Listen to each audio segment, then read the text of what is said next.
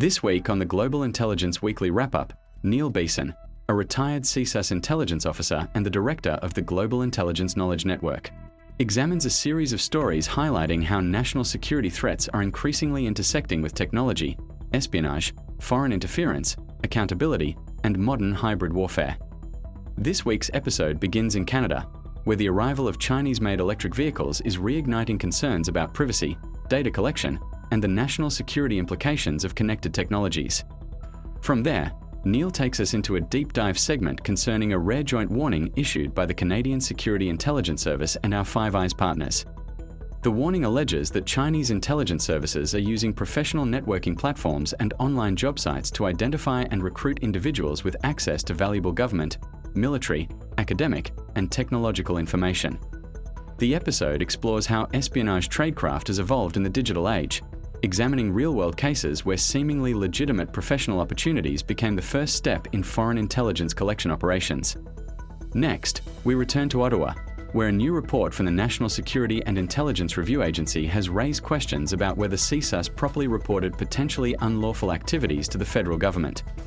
And finally, we head to Europe, where investigators are examining a growing number of suspected sabotage operations targeting transportation networks, logistics hubs, and critical infrastructure.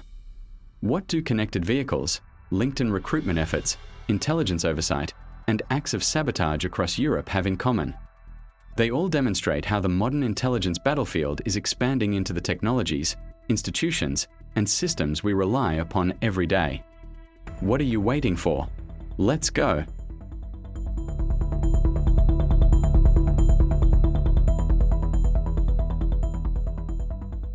Hello and welcome back to the Global Intelligence Weekly Wrap-Up.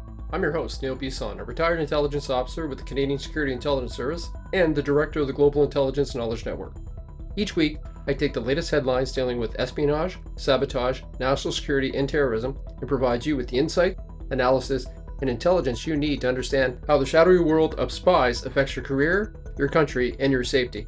It's been another busy week, from the Five Eyes warning that China is recruiting spies on professional platforms to CSIS dealing with oversight issues. There's a lot to discuss, so let's get started. For our first segment this week, we're discussing the article, Chinese EVs Arrive on Canadian Soil as Federal Memo Warns of Privacy Risks, which examines the arrival of Chinese-made vehicles in Canada and concerns that are being raised by the government and security experts about the vast amounts of data these vehicles collect.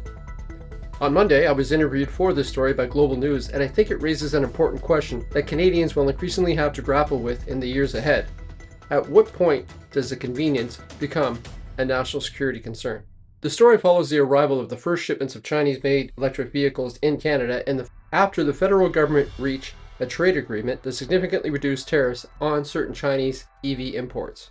For many Canadians, the appeal is obvious. These vehicles are often less expensive than their North American competitors and offer increasingly competitive technology packages. But from a national security perspective, the discussion is not really about electric vehicles. It's about data.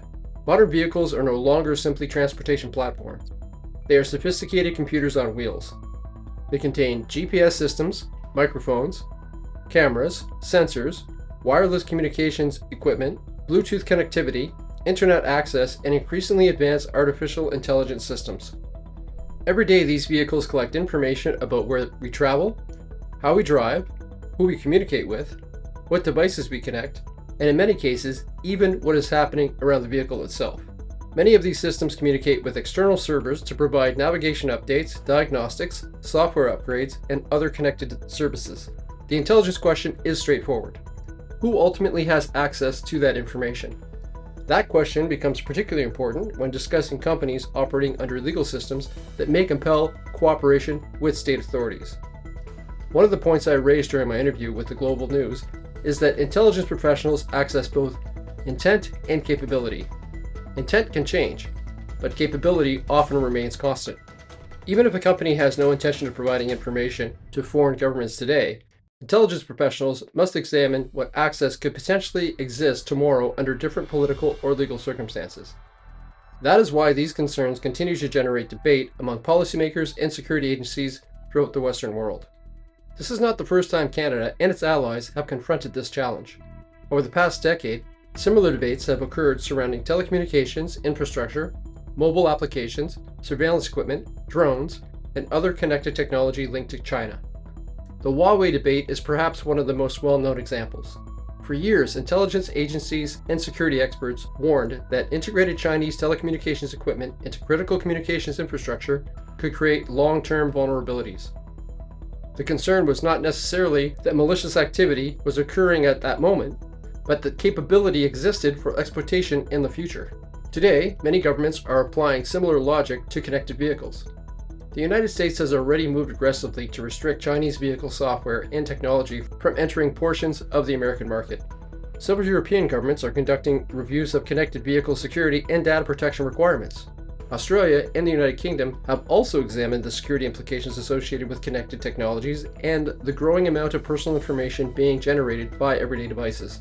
What makes vehicles particularly unique is the sheer volume of data they collect.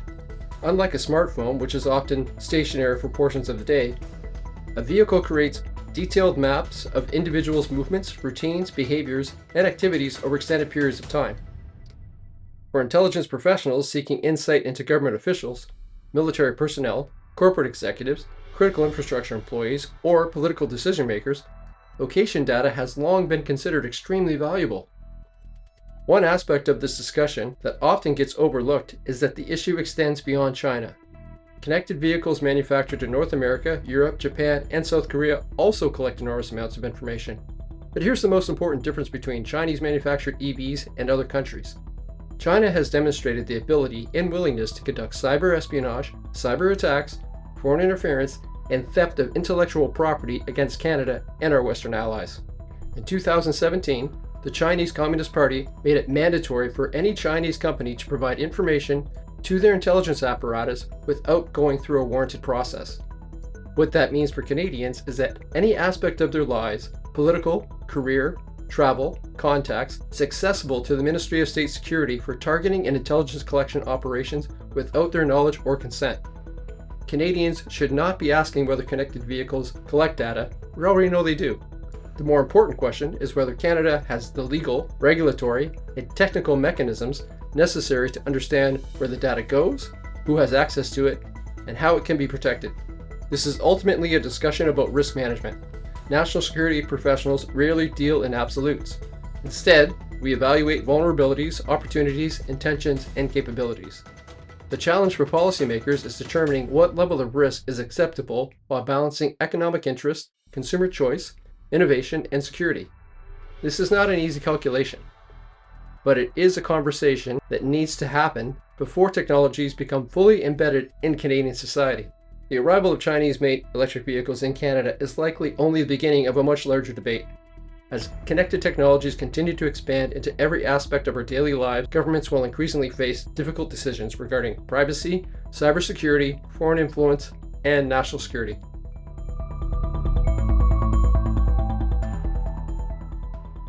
This brings us to the deep dive segment for this week. Canada's Intelligence Service has joined Spies partners in issuing rare public warning about what they describe as ongoing efforts by Chinese intelligence services to recruit individuals through professional networking platforms and online job websites. The warning comes through a CSIS bulletin titled Safeguarding Our Secrets and was released in coordination with intelligence and security agencies from the United States, United Kingdom, Australia, and New Zealand. According to the bulletin, Chinese intelligence services are using online recruitment platforms to identify and target current and former government employees, military personnel, defense contractors, academics, researchers, and other professionals who may have access to information of intelligence value. The public warning has generated significant media attention, with reports appearing across Canada, United Kingdom, Australia, and the United States. While stories involving espionage often focus on stolen documents, clandestine meetings, or insider spies, this warning highlights a different reality. Modern intelligence services are increasingly operating in digital environments and using the same online platforms that millions of professionals rely on every day. At first glance, a job posting on LinkedIn or a consulting opportunity advertised on Indeed may appear completely ordinary. The concern raised by CSIS and its Spies partners is that some of these opportunities may serve as the first step in a foreign intelligence collection effort. According to the bulletin, Chinese intelligence services and individuals acting on their behalf have been using fake consulting firms, research organizations, recruitment agencies, and think tanks to identify and approach individuals with access to sensitive information. The recruitment process often begins with what appears to be a legitimate professional opportunity. An individual may be invited to prepare a research paper, conduct an assessment, or provide consulting services on a topic related to international affairs, government policy, defense, economics, or emerging technology. The initial requests are often focused on publicly available information and may appear entirely benign. However, intelligence agencies warn that these interactions can gradually evolve. Over time, the recruiter may seek increasingly detailed information, ask more specific questions, or attempt to gain insight into non-public discussions, internal government processes, emerging policy debates, or technological developments. What makes this warning particularly significant is that it highlights how intelligence collection has adapted to the digital age. The warning is also notable because it focuses specifically on China. Over the past decade, intelligence agencies throughout the Five Eyes Alliance have consistently identified the People's Republic of China as one of the most sophisticated and persistent intelligence collection threats facing Western democracies. This is the main reason why I continue to rally against the importation of Chinese-manufactured EVs. Chinese intelligence priorities extend well beyond traditional military secrets.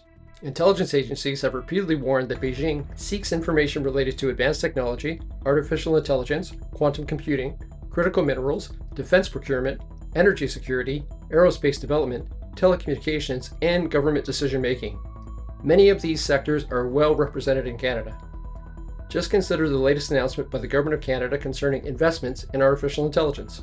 Canadian universities conduct world-class research, Canadian technology firms contribute to cutting-edge innovation, Canadian companies play important roles in critical mineral extraction and advanced manufacturing. All of these areas are targets of great interest and opportunity to the Chinese Communist Party. Canada is also a member of the Five Eyes Alliance and participates in intelligence sharing arrangements that provides access to some of the world's most sensitive intelligence reporting. As a result, Canadians working in government, academia, research institutes, defense industries, and emerging technology sectors may find themselves attractive targets for foreign intelligence collection. The Five Eyes warning demonstrates a remarkable level of agreement among some of the world's closest intelligence partners. Public joint statements of this nature are relatively uncommon. Intelligence agencies typically prefer to operate quietly and avoid revealing their assessments unless they believe doing so serves an important operational purpose. The decision by 5 separate intelligence communities to issue coordinated warnings suggests that they view this activity as both significant and widespread. From my perspective, one of the most important aspects of this warning is that it challenges traditional assumptions about espionage. Many people still associate espionage with Cold War imagery, dead drops, coded messages, secret meetings, and spies exchanging classified documents. Those activities still occur, but modern intelligence collection often looks very different. Today's intelligence officers operate in a world where vast amounts of personal and professional information are voluntarily shared online. They understand how to exploit publicly available information, how to identify individuals with access, and how to leverage digital platforms to build relationships that may eventually produce intelligence value. The warning also reinforces a point that intelligence professionals have understood for decades. Information does not need to be classified to be valuable. Insights into government thinking, emerging technologies, business strategies, research priorities, and professional networks can all contribute to a foreign intelligence service's understanding of a targeted country. A joint warning issued by CSIS and the Five Eyes partners provides a timely reminder that espionage continues to evolve alongside technology. The methods described in the bulletin may appear modern, but the underlying objective remains familiar. Foreign intelligence services continue to seek information, access, influence, and strategic advantage. What has changed is the ease with which potential sources can now be identified and approached. For Canada, the warning highlights the growing importance of security awareness beyond traditional government environments. Universities, research institutions, technology companies, defense contractors, and private sector professionals all play a role in protecting information that may be valuable to foreign intelligence services. As geopolitical competition continues to intensify, intelligence agencies are likely to place even greater emphasis on public awareness and defense counterintelligence measures. The challenge for security services will be helping Canadians recognize these threats without discouraging the legitimate international collaboration and professional networking that are essential to innovation and economic growth. The Five Eyes warning is ultimately a reminder of while technology has transformed the way intelligence services operate, the competition for information remains as active as ever. Sticking with this story, we move on to discussing one of the challenges facing intelligence and security agencies in convincing the public that espionage threats are real, relevant, and ongoing. When agencies issue public warnings, there is often a tendency to view them as theoretical concerns or worst-case scenarios rather than descriptions of actual intelligence operations. This is why the recent Five Eyes warning regarding Chinese intelligence services using professional networking sites and online job platforms deserves closer examination. The warning issued by CSIS and its intelligence partners was not based on speculation. Rather, it reflects years of investigation, espionage prosecutions, intelligence reporting, and public warnings involving foreign intelligence services targeting individuals through professional and business relationships. The methods described in the CSIS bulletin have appeared repeatedly in espionage cases from around the world. While the platforms may have changed, the underlying recruitment process remains remarkably consistent. Foreign intelligence services identify individuals with access, establish contact, build relationships, assess vulnerabilities, and gradually seek increasingly valuable information. Several high-profile cases illustrate how these operations work in practice and why intelligence agencies remain concerned about online recruitment efforts. One of the most well-known examples involves Kevin Mallory, a former CIA officer and former U.S. defense contractor who was convicted of espionage-related offenses involving China. Mallory's background made him an attractive target. He had held top-secret security clearance, possessed significant knowledge of U.S. intelligence operations, and had spent years working within the national security community. According to the prosecutors, Chinese intelligence officers approached him under the guise of a professional opportunity and eventually developed a relationship that resulted in the transfer of classified information. What makes the Mallory case particularly relevant to the current Five Eyes reporting is that it did not begin with a dramatic recruitment pitch. It simply began with contact. The relationship evolved over time, and investigators later argued that financial difficulties and personal circumstances made Mallory increasingly vulnerable to recruitment. His eventual conviction and 20 years prison sentence highlighted the significant consequences that can arise when seemingly routine professional contacts evolve into intelligence relationships. Another case frequently cited by counterintelligence officials is that of Jerry Chong-Shing Lee, a former CIA officer who was convicted in the United States for conspiring to provide information to Chinese intelligence services. According to the records, Lee left government service and later became a subject of Chinese intelligence interest. Investigators alleged that Chinese intelligence officers exploited his knowledge, expertise, and access to sensitive information developed during his government career. The Lee case attracted significant attention because it occurred during a period when U.S. intelligence officials believed China had successfully penetrated elements of American intelligence operations. While the full details remain classified, the case demonstrated that former intelligence officers can remain vulnerable targets years after leaving government service. Importantly, neither Mallory nor Lee fit the traditional image of a spy. They were not serving diplomats or active intelligence officers operating under diplomatic cover. They were former government employees who retained knowledge, contacts, and expertise that foreign intelligence services consider valuable. This reflects one of the key concerns raised in the CSIS bulletin. Foreign intelligence services are not only interested in current government officials, former employees, retired military personnel, consultants, academics, and private sector experts can all possess information that contributes to a foreign intelligence service's understanding of a target country. The United Kingdom has expressed similar concerns. For many years, MI5 has warned publicly that Chinese intelligence services are using LinkedIn and other professional networking platforms to identify and approach British officials, researchers, academics, civil servants, and policy experts. In 2017, British authorities revealed that thousands of UK citizens had reportedly been contacted through LinkedIn profiles linked to Chinese intelligence operations. The scale of activities surprised many observers because it demonstrated how dramatically technology has expanded intelligence collection capabilities. Rather than sending intelligence officers around the world to identify potential sources one at a time, foreign intelligence services could now review professional profiles, identify individuals with desired expertise, and initiate contact electronically. Or according to British reporting, some of these approaches involve fake consulting firms, fictitious headhunting agencies, and fabricated business opportunities. Potential targets were invited to conferences, offered consulting work, or asked to prepare reports on topics related to their expertise. Many of the approaches likely produce nothing. However, intelligence services do not need every contact attempt to succeed. They only need a small number of individuals to engage in order to identify potential sources. The Czech Republic has reported similar concerns. The Czech Security Information Service, known as the BIS, has repeatedly warned about foreign intelligence services using online recruitment methods to target academics and researchers. Public reporting described cases in which researchers were approached by individuals claiming to represent consulting firms or research organizations. The targets were offered compensation in exchange for reports and assessments relating to political, economic, and strategic issues. What made these cases particularly concerning was the degree to which they blurred the line between legitimate consulting work and intelligence collection. Researchers who believed they were participating in ordinary academic or consulting activity sometimes found themselves interacting with organizations whose true affiliations were far from clear. Australia has also emerged as a leading voice on this issue. Over the past several years, ASIO Director General Mike Burgess has repeatedly warned that foreign intelligence services are aggressively targeting individuals connected to sensitive technologies, defense projects, advanced research programs, and government institutions. Australia's growing role in initiatives such as AUKUS, AUKUS, has increased concerns that foreign intelligence services are seeking information related to military modernization, defense technology, artificial intelligence, quantum computing, and advanced manufacturing.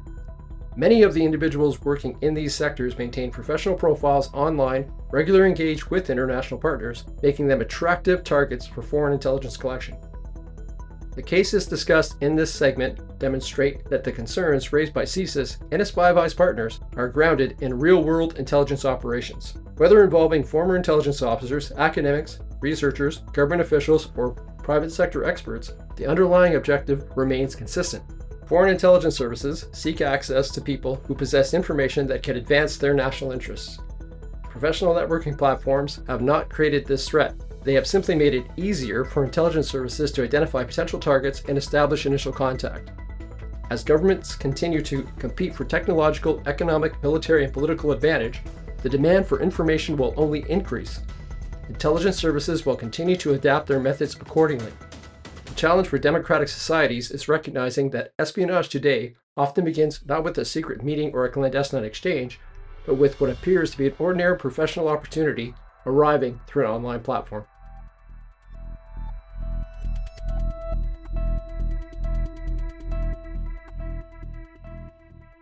However, the real story may not be the technology itself. From an intelligence perspective, what makes this warning particularly interesting is that it highlights how human-sourced recruitment has evolved over time. While the platforms, communication methods, and technology available to intelligence officers have changed dramatically over the past several decades, the fundamental principles of human intelligence collections remains largely unchanged. Methods may look different today than they did during the Cold War, but the underlying objectives remain remarkably familiar. Human intelligence collections has always been a people business. Before the rise of the internet, intelligence officers often relied on face-to-face interactions to identify and assess potential sources. Diplomatic receptions, academic conferences, trade missions, professional associations, industry events, international symposiums, and business travel all created opportunities to meet individuals who might possess valuable information. For intelligence officers, these events served an important purpose. They provided access to people. It could have been a defense scientist presenting new research, a government official involved in policy development, a military officer responsible for procurement decisions, or an academic specializing in a strategically important region. Each of these individuals represented a potential source of information. Much of an intelligence officer's effort was devoted to identifying who these individuals were, understanding their access, assessing their expertise, and determining whether a relationship was worth developing further. This process is commonly referred to as source spotting and assessment. Spotting involves identifying individuals who may possess information of value. Assessment involves determining whether they are likely to be suitable for further contact. Historically, these activities required significant time and effort. An intelligence officer might attend multiple conferences over several years before establishing a meaningful relationship with a potential source. Professional biographies had to be collected, personal interactions had to be observed, conversations had to be carefully managed. Information often accumulated slowly.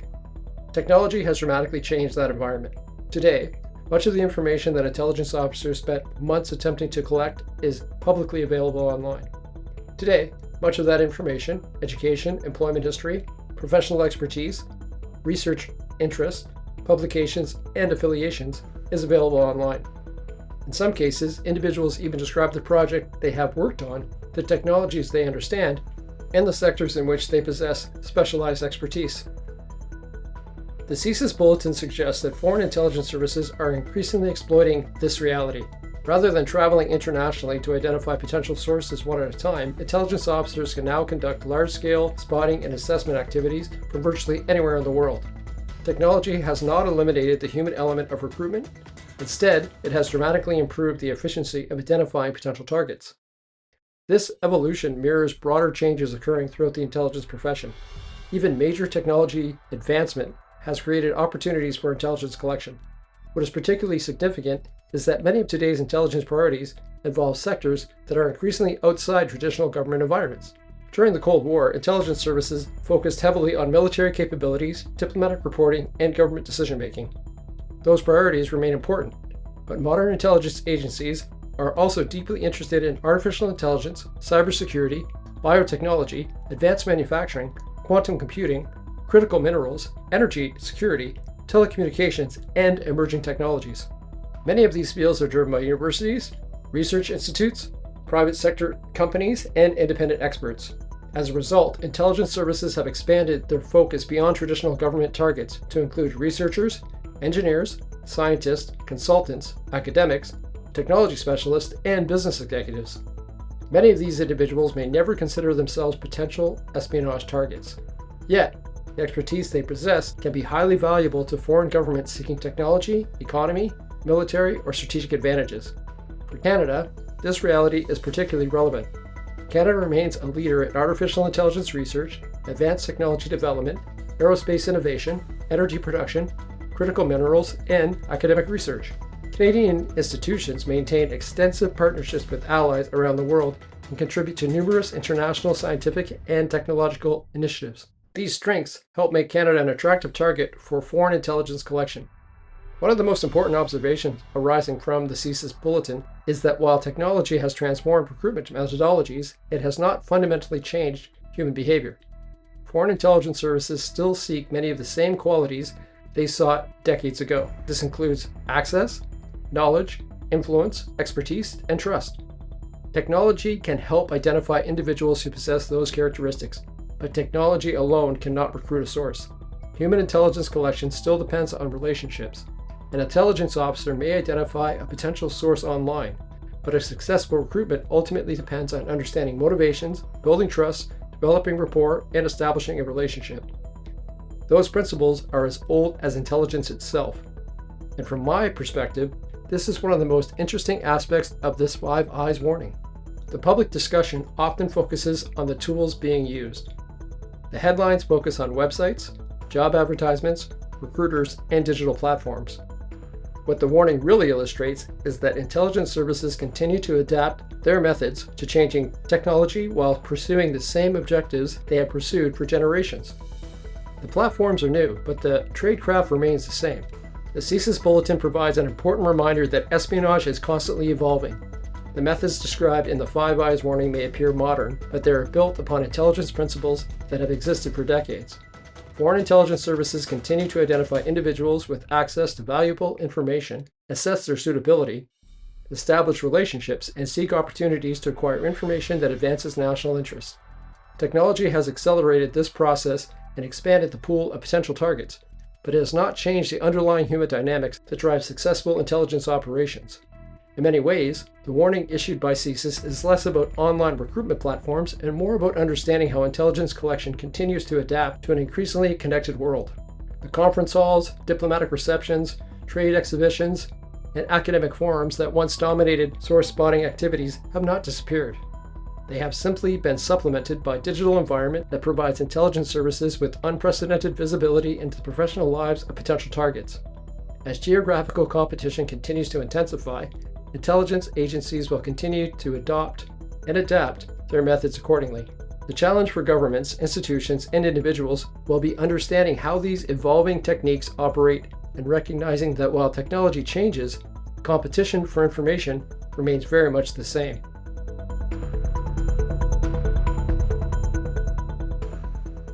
This next segment brings us to Ottawa and focuses on an issue that is critical to maintaining public trust in intelligence agencies: accountability.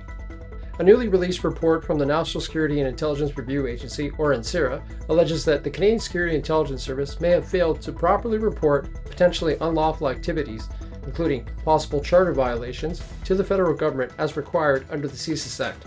The story raises important questions about oversight, transparency, and the mechanisms in place to ensure Canada's intelligence agencies operate within the law.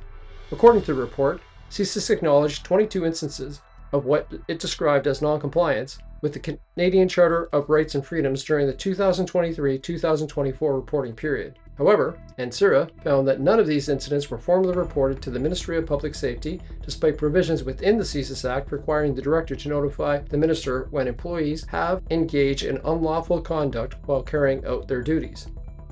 The watchdog further concluded that CSIS may itself have been non-compliant with the law by failing to provide sufficient information to the Minister regarding these incidents. NSIRA argued that reporting unlawful activity is one of the fundamental accountability mechanisms built into the CSIS Act, and that ministers require enough detail to understand the nature and severity of any potential legal violation. What is particularly interesting is that the dispute appears to be centered on interpretation. According to the report, CSIS historically interpreted its obligations to report unlawful activity as applying only to incidents that could potentially result in criminal prosecution. NSIRA disagreed with that interpretation, arguing that all potential unlawful conduct, including charter-related issues, should be reported. In 2025, CSIS reportedly adopted a broader interpretation of the reporting requirements and issued internal guidance reflecting that change. For many Canadians, stories like this can create the impression that intelligence agencies operate without oversight. That is incorrect. Today, CSIS is arguably one of the most scrutinized intelligence services in the Five Eyes community. Its activities are subject to judicial authorization requirements, ministerial direction, internal legal review, review by NSIRA, examination by the National Security and Intelligence Committee of Parliamentarians, oversight from the federal court, and review by various government departments depending on the activity in question. Although that level of scrutiny did not always exist. When CSIS was created in 1984 following the recommendation of the MacDonald Commission, one of the central objectives was ensuring that intelligence collection would be separated from law enforcement activities and subjected to robust review mechanisms. Over the decades, those review structures have evolved significantly. The creation of NSIRA in 2019 expanded review authorities across the entire national security community and gave the organization broad access to classified information needed to assess compliance with the law. What this story demonstrates is that oversight mechanisms are actually functioning. NSIRA identified a potential compliance issue, investigated it, documented its concerns, and publicly reported its finding. That is exactly what review bodies are supposed to do. Having spent many years at CSIS, I think there are two important points to be understood here. First, non-compliance does not automatically mean malicious intent, misconduct, or abuse of power. Large intelligence organizations operate within extremely complex legal frameworks. There are occasions when policies, procedures, legal authorities, or reporting requirements may not be followed exactly as intended. When those situations occur, they are supposed to be identified, documented, reviewed, and corrected. Second, public confidence in intelligence agencies depends on transparency and accountability. Canadians grant intelligence services extraordinary authorities because they are tasked with protecting national security. And in order to perform that duty, the Canadian intelligence community is required to conduct investigations that can be interpreted as significantly intrusive. In return, Canadians expect those authorities to be exercised lawfully and subject to independent review. That social contract is essential. What I find most noteworthy about the case is not necessarily the underlying incidents themselves. We do not know the specifics of the 22 instances referred to in the report. What is significant is the debate surrounding reporting obligations.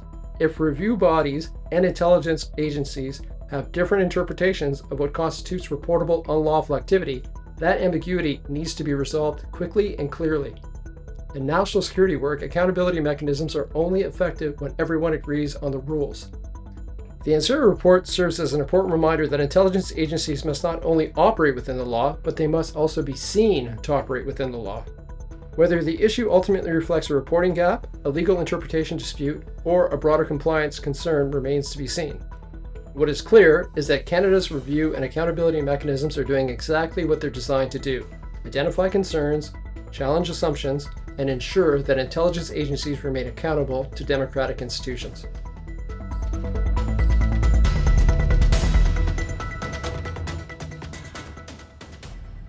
For the final segment this week, we're examining a trend that has become increasingly difficult for European intelligence and security agencies to ignore: A growing number of suspected sabotage operations targeting critical infrastructure, transportation networks, military facilities, and commercial interests across Europe.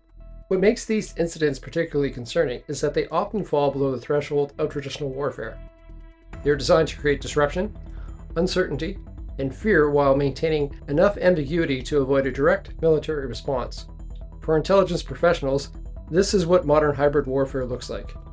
According to a report, European security officials are investigating a growing number of suspected sabotage incidents that have occurred across the continent since Russia's invasion of Ukraine.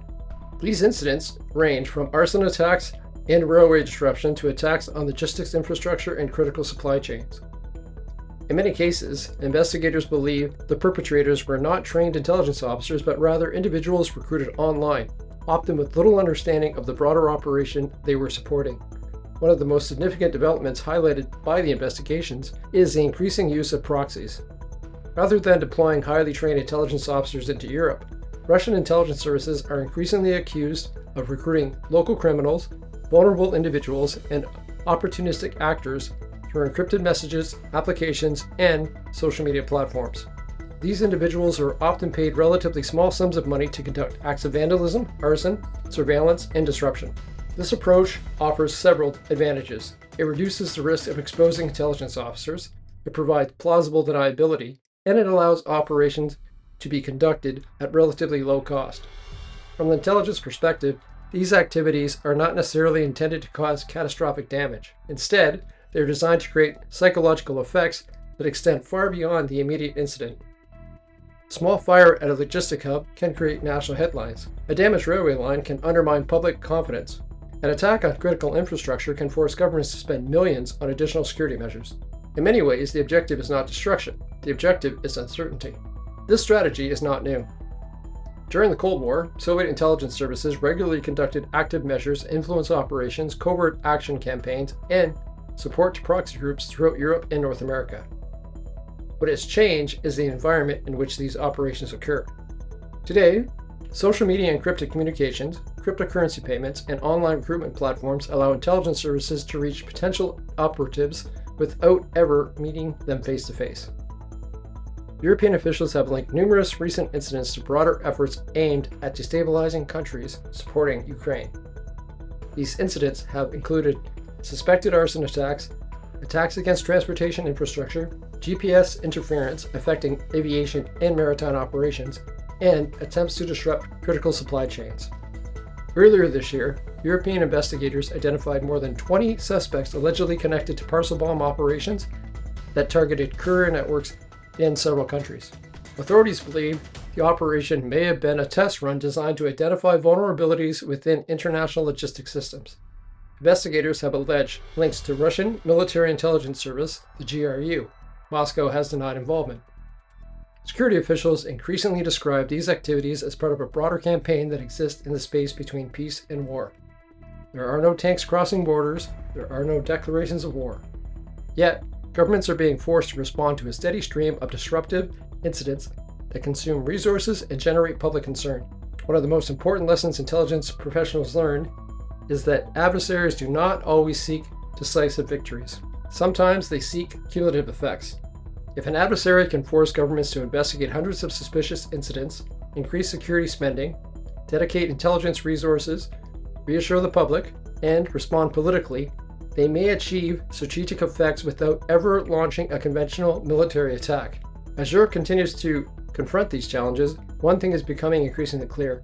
The future of conflict is not always fought on battlefields. Increasingly, it is being fought deeper in the shadows, hidden in the gaps of espionage and proxy operations. Well, that's it for this week. As always, the links to this week's segments are in the transcript. Remember, this podcast is here to help you understand how you're affected by the world of intelligence. Foreign adversaries and terrorist organizations are betting on your apathy. Prove them wrong. Until next week, stay curious, stay informed, and stay safe.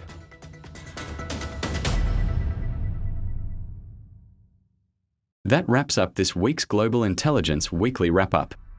Thank you for listening.